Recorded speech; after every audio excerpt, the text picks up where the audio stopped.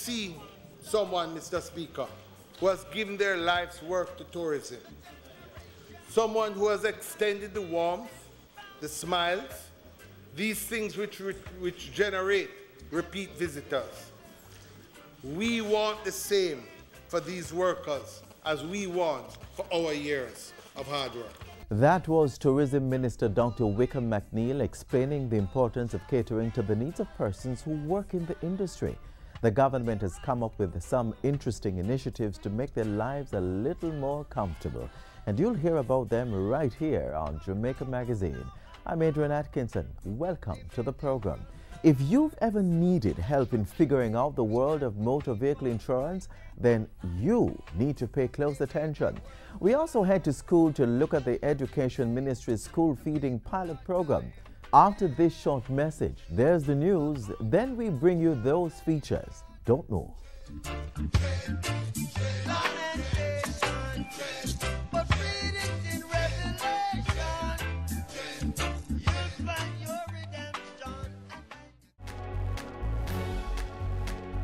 Know your numbers and control the keys to a healthier heart. Know the numbers for your blood pressure, cholesterol level, blood glucose level, and your weight and body mass index.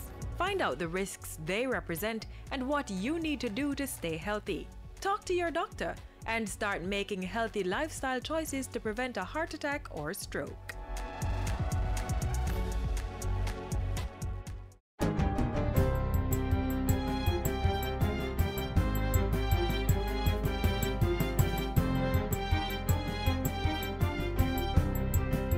Good day, I'm Andrea Chisholm and this is your JIS News for Wednesday, February 19.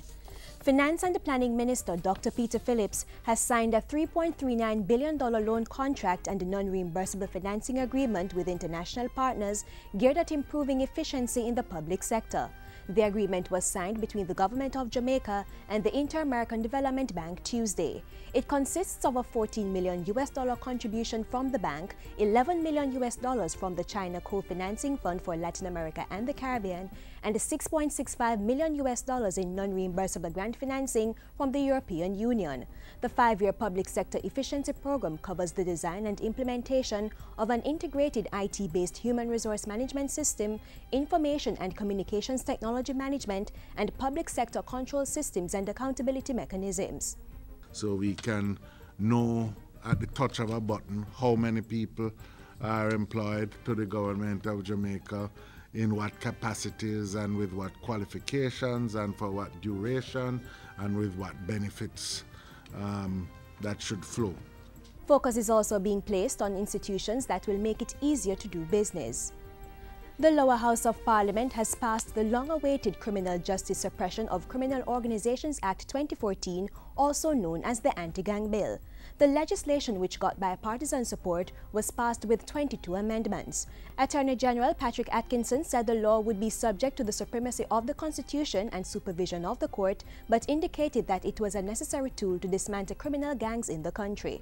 Without doubt, Mr. Speaker, the disruption of and suppression of criminal organizations is fundamental to solving Jamaica's violent crime problem. If we do not do it, we are lost as a people. We don't have the luxury of giving up.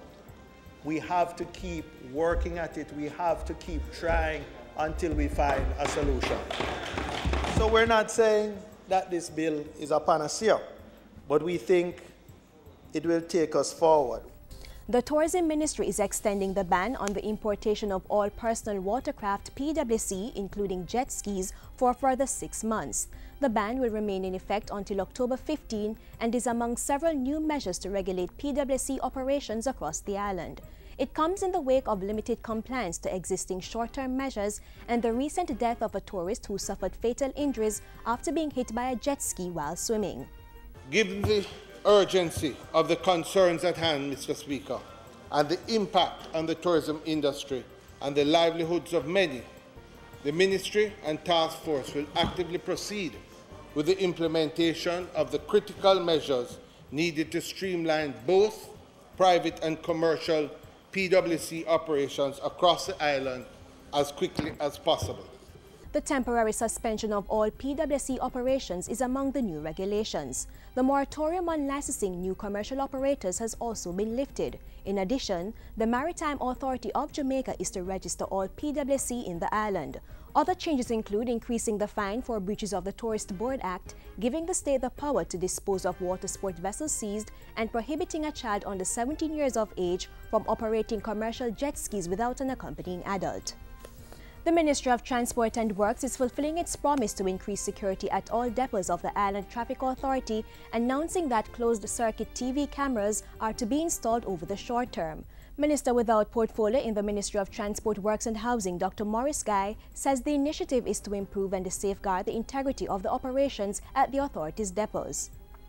This is a warning not just for undesirables who lurk on our compounds, but it's a warning for some of our very own who may partake in undesirable activities, as well as a warning for customers in search of an easy pass. Minister Guy was speaking at the reopening of the St. Anne's Bay Examination Depot following extensive refurbishing work done at a cost of $12.5 million. He revealed that approximately $38 million had been spent on infrastructure and fencing works at the Spanish Town, Swallowfield, Spanish Town Road and Montego Bay depots. Further upgrading works are expected to be carried out at the depots in Maypen, Savannah Lamar and Port Maria in the new financial year. And finally, the Portmore Hart Academy has been expanded and rebranded as the Hart College of Construction Sciences. The $5 million project involved the construction of a new building for general construction courses and furnishing. The college's laboratories were also renovated and new equipment installed. Implementation of this center is a demonstration that, in addition to the commitment of the institutions involved, there is an increased desire for our nations to work towards mutual development. The initiative is the outcome of a partnership between the National Industrial Apprenticeship Service of Brazil and HeartTrust NTA. A second phase of work will be done at a cost of $2.2 million over 16 months. And that's it for JIS News Today. I'm Andrea Chisholm. Thank you for watching.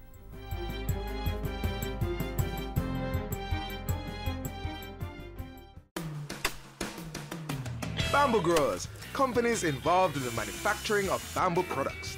Get registered with the Bureau of Standards Jamaica.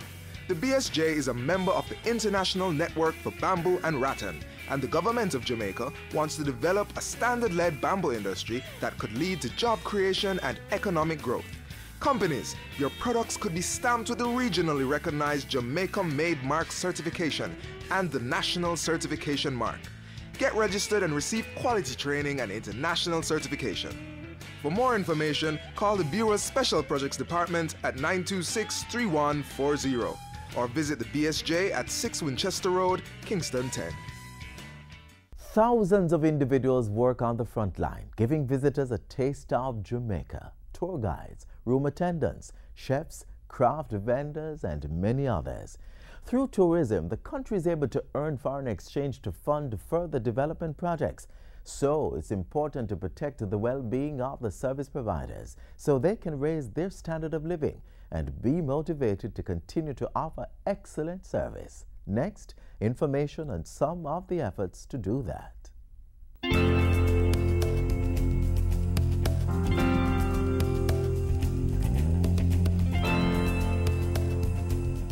For tourism sector workers, more housing solutions and implementation of a pension scheme. This is one of the industries that directly depends on the employee as an integral part of the product. The greatest asset that establishes the competitive advantage we have long enjoyed as a world-class destination is the people of Jamaica. That's why enhancing the social protection for these industry workers is a strategic move of the Tourism and Entertainment Ministry.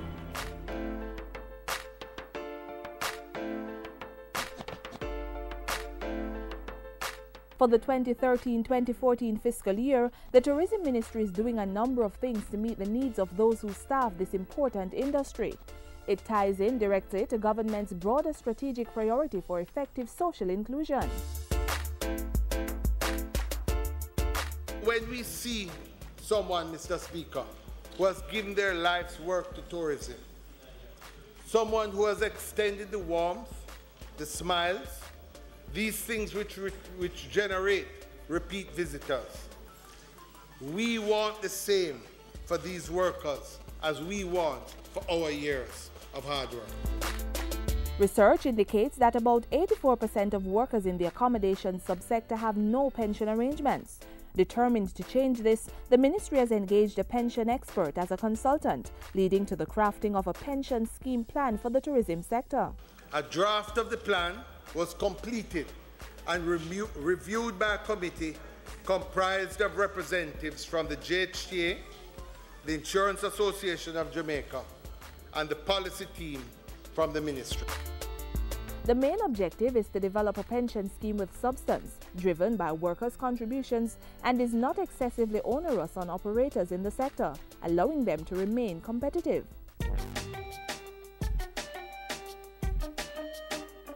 As it strives for effective social inclusion, the ministry is also improving the lives of industry workers through its community tourism program. The reach of community tourism can extend far beyond the tourism industry, generating increased capacity within the communities, stronger community governance, employment creation, and poverty reduction.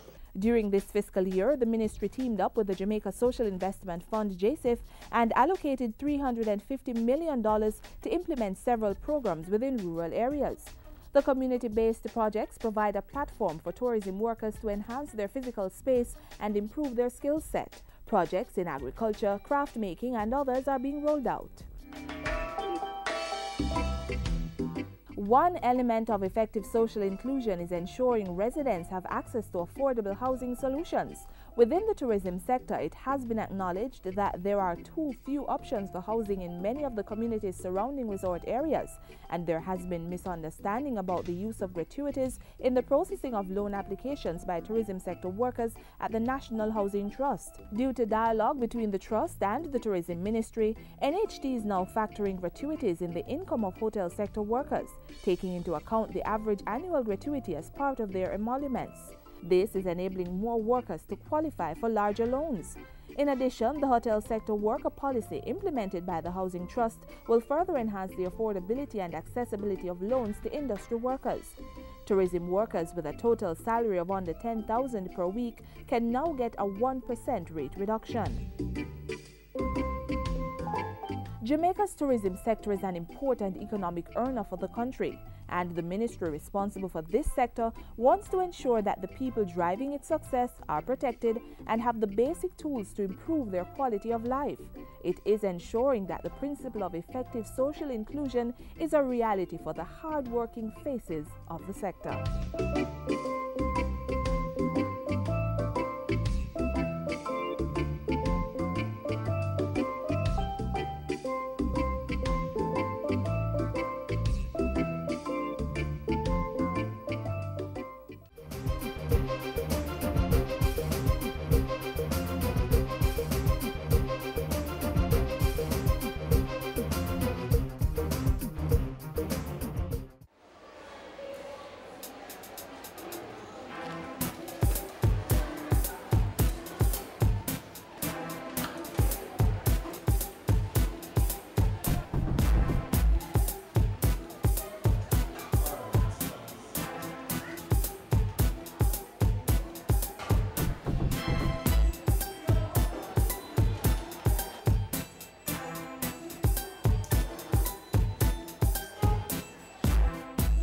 Parents, take your place.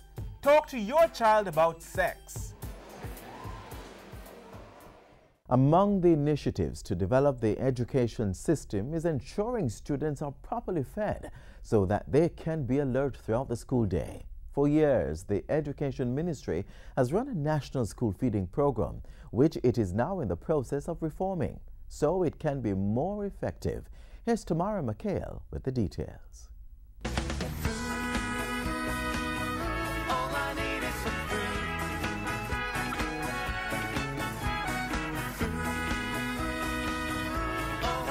Chicken, fried chicken. It's delicious and it's nutritious. Come taste and learn. Today on School Zone, we explore the new pilot project by the Ministry of Education to standardize the new school feeding menu. Good nutrition is very important for our students to learn. Very often when I'm going to work in the mornings, I see the children hustling off with a bag juice or with a cheese tricks or a biscuit or they're drinking a cup soup and all of those things that would never feature when I was growing up. Our Minister of Education, he wants to ensure that we are providing nutritious meals that will stimulate the learning of our students. For the pilot in Region 1, it's Kingston and St. Andrew. Menus for regular school lunches have been designed and used for a 3-week cycle. So a cycle, 3 weeks. So there are days 1 to 5 for weeks 1 to 3. Then at the end of week 3, we start over again. There's also a 2-week cycle menu for students who are vegetarians. The chicken is tasty. The entire meal is tasty. There's a lot of nutrition in it, a lot of protein and those things. Very delicious. I think it's good, very good. Tofu rice is the first time tasting anything like this. It tastes very nice, and I think it will hold. Tofu, it's alright. It tastes good first when I eat it. Then I want it to serve at school.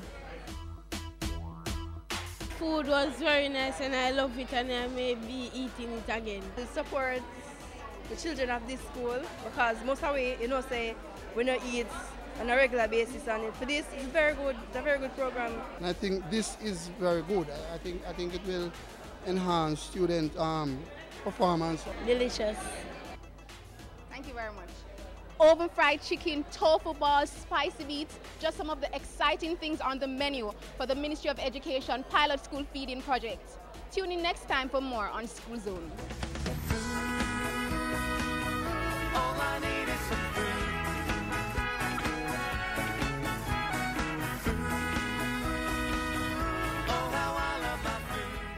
I needed help to expand my business, but the banks only wanted to be up in my business. The high interest rates were killing my business, and they never really business with my business. At the Exim Bank, we have your business needs covered. Our application process is easy, and we provide loans at competitive rates for the productive sector. From renewable energy projects and working capital to plant upgrades or expansion and export financing. Come in and talk to us today. The Exim Bank. On the road to success, you are going to want us in your business.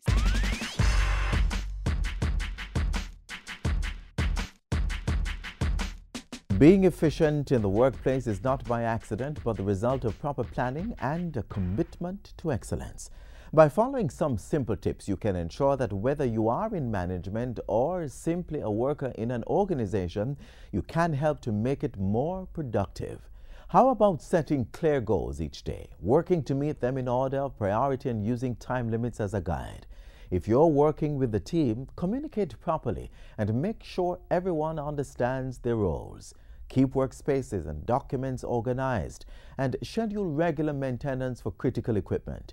Breaking large assignments into smaller tasks will make them easier to complete. Think about the customers that buy into the product and what you can do to meet or even exceed their expectations each time, then go for it. For more practical tips, feel free to contact the Jamaica Productivity Center by calling 922-1598 or 948-6168. Or visit their website, jpc.com.jm. We can all benefit from making business productivity a priority as we strive to make Jamaica the place of choice to live, work, raise families, and do business.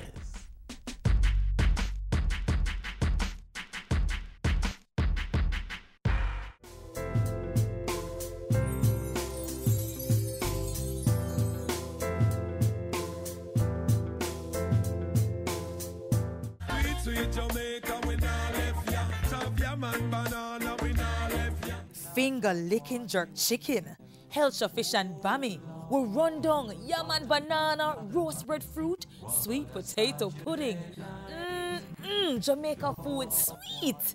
So let's make a pledge to use more local produce and less foreign goods. Let's grow what we eat and eat what we grow. Most persons dream of obtaining the perfect job, owning their own home and their own means of transport, whether it is a motorcycle, a car, or something bigger. Owning a motor vehicle is a big responsibility, and there is a lot to learn, especially when it comes to insurance. Thankfully, we've put together some tips to help you with that. Tires began to screech. A cacophony of horns could be heard howling some sort of warning. They were followed by a tirade of abuse and high-pitched rambling from drivers. Then, deafening silence. It was the unexpected, another motor vehicle accident that could transform lives into a huge tangled mess of despair. Luckily, there was a safety net: auto insurance.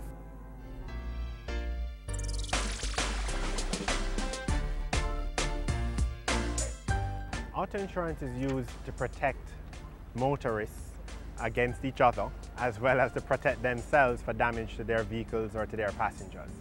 And apart from the protection it provides, Paragraph 4, Section 1 of the Motor Vehicles Insurance Third-Party Risks Act states that it is illegal for any person to use a motor vehicle on the road unless a policy of insurance is in place.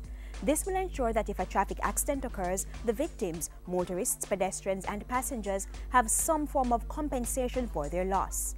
There are three main types of insurance policies for motor vehicles. There's third party only, which is the one that's required by law, and that's the one that covers the other guy. It covers your passengers and it covers everybody else on the road. Your vehicle is not covered and you, the driver, are not covered. Third-party theft and fire offers added protection, ensuring that motorists are compensated if their vehicles are stolen or destroyed by fire. And then you have comprehensive, which is everything rolled into one. So you're getting fire coverage for your vehicle, theft coverage for your vehicle, and collision coverage for your vehicle, as well as a protection against you accidentally hitting somebody else on the road. Based on the type of insurance policy, a number of factors may determine one's premium, the sum of money paid out to the insurance company. Factors include the age and the type of vehicle, the age of the policyholder and the driver of the vehicle, or the claims history of the driver.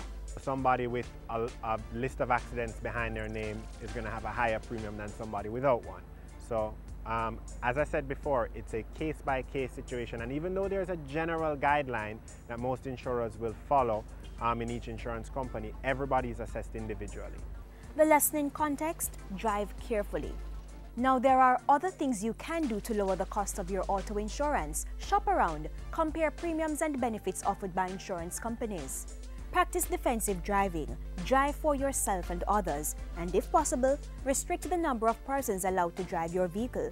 If you live alone, you can consider allowing yourself and a close family member or friend to drive your vehicle. Restriction will attract a lower premium as opposed to an open policy where anyone with your permission can drive the motor vehicle. Another thing you can do to lower your auto insurance is to suspend your policy if you will be off the island for an extended period of time. That's if no one else will be allowed to drive the vehicle. Discuss this with your insurance company, as there is usually some monetary benefit to this type of policy suspension. Installing a tracking device may also reduce your motor vehicle insurance premiums, but do the math. Ensure the tracking device bill isn't more expensive than the money you would save on the premium. You can also negotiate your deductible or excess to lower the insurance premium. A deductible is the amount of money a policyholder pays when there is an accident. We have it there to avoid the minor fender benders. It would be uneconomical and administratively burdensome to deal with every single ding and dent at an insurance company. Also, we want the policyholder to have a stake in their vehicle. So if a car values $2 million and the excess is 5% of the value of the vehicle, once the policyholder makes a claim on the insurance policy, he or she would have to contribute $100,000 towards the cost of repairing the vehicle. The excess is, however, refundable if another driver was at fault in the accident and your insurance company was able to settle with that driver's insurance company. To leave financial breathing room, one can also opt to pay their insurance premiums in parts, for example, twice a year. You may end up paying a little more, but at least your savings will not be severely depleted. Note, however, that if there is an accident, you may be required to pay off the premium upfront before you can claim on your policy. Now that we know some of the things we can do to lower the cost of auto insurance, let's turn our attention to what happens if there is an accident. Take as many pictures as you can if possible on the scene of the accident. 2, get all the information for the other party as much as you can. That's name, who was driving, who owns the vehicle, again that's not always the same person, the type of vehicle, and any insurance details that you can get. Try and find a witness. Far too often we don't have enough claims where we have a witness statement, an independent witness. A passenger in your car doesn't count as an independent witness, especially when it's your husband or wife or brother or sister. Then go to the police and report it, and then you must report it to your insurance company. So why does one's premium go up after an accident? Put it this way, experts say insurance is a pool of funds to which everybody has to contribute. If money from the pool has to be paid out, then the pool has to be readjusted to maintain its balance so that it can adequately compensate all contributors who may suffer a loss. When you're in an accident and it's going to cost $1 million because somebody's injured and you have to fix the other guy's car, and your premium goes up by $10,000 or $20,000, you're still in the green $980,000. So don't look at it too much as a penalty of your premium going up, but of your contribution to the pool maintaining balance. From January to June 2013, the motor vehicle insurance industry saw about 16,000 new claims and an increase in personal injury claims due to a change in culture and the legal system. The motor vehicle insurance industry also recorded about 450 thefts from January to June 2013. So auto insurance is there to compensate victims of traffic accidents. Drive carefully on the roads. Determine the best insurance policy, one that provides adequate coverage while attracting a reasonable premium.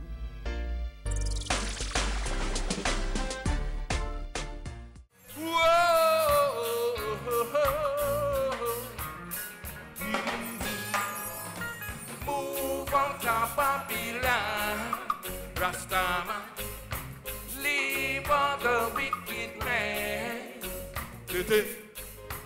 Move on top of Babylon, Rastaman, leave all the wicked man. No weak out shall not prosper. Oh no, the righteous man shall stand up. Keep on moving. Keep on moving. The Rastaman move on. The Rastaman move on. Whoa! Anything that you can do, dreadlock can do better. Move up, move up. Remember these websites, jis.gov.jm and youtube.com/watchjis. Log on to learn more about the government's initiatives to help you. If you wish to communicate with us, send an email to jamaicamagazine@jis.gov.jm or drop us a line via our Twitter page at JIS News. Come tomorrow, tune in same time for another episode. Thanks so much for sharing the past 30 minutes with us. On behalf of the entire team here at the JIS, I'm Adrian Atkinson. Do take care. This has been a production of the Jamaica Information Service, the voice of Jamaica.